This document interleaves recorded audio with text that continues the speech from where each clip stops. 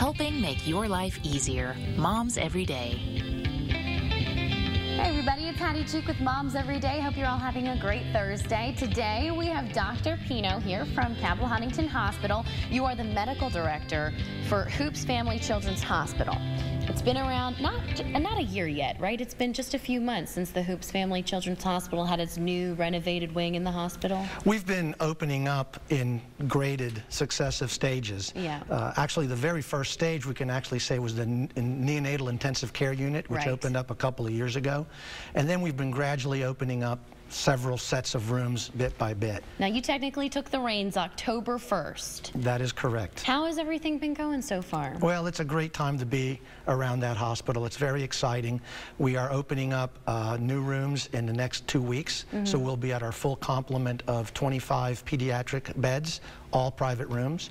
We've already opened up the 10 pediatric ICU beds, and we are planning for the future with some other areas that will be dedicated solely to children. It's a great time to be working there. And this is all dedicated to children who are in tough times, a lot of them recovering from cancer, going through that treatment and that diagnosis. Absolutely. This is a children's hospital. It truly is.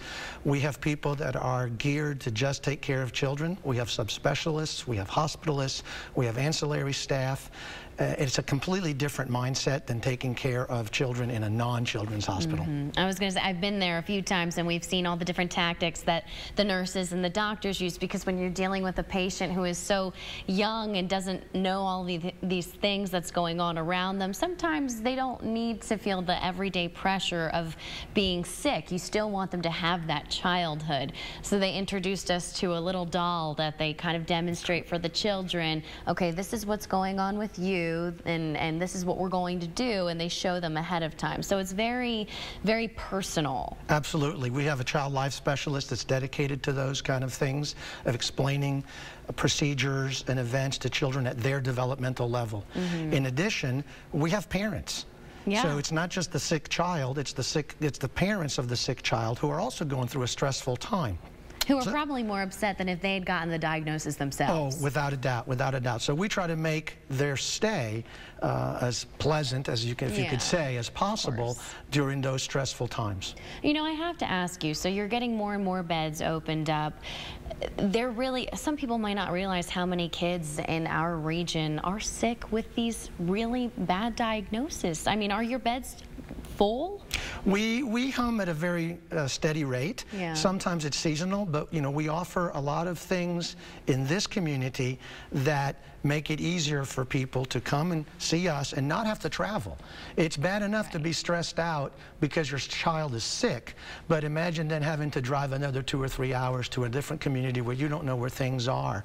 So this is a really important role that we fill at the Hoops Children's Hospital. And it's, I mean, if kids are staying for an extended period of time, having to drive 2 to 3 hours and the parents having to book a hotel somewhere of some sort, that puts even more pressure on them. Yes, it does. And actually, with these new rooms that are bigger, the parents can actually stay with their child. So it's not like we have visiting hours. They can stay with their child the entire day if they have to. Is there anything else that we haven't learned about the Hoops Hospital that you'd like to share with us? Only that we're going to keep getting bigger and better. So it's an exciting time. We're going to continue to grow, and this is a good tool to help bring in other specialists because they can see the dedication of the hospital and the community, the commitment that has been made to improving health care in the area. And there has been a big push that you've had several fundraisers just for the Hoops. And the response has been overwhelming.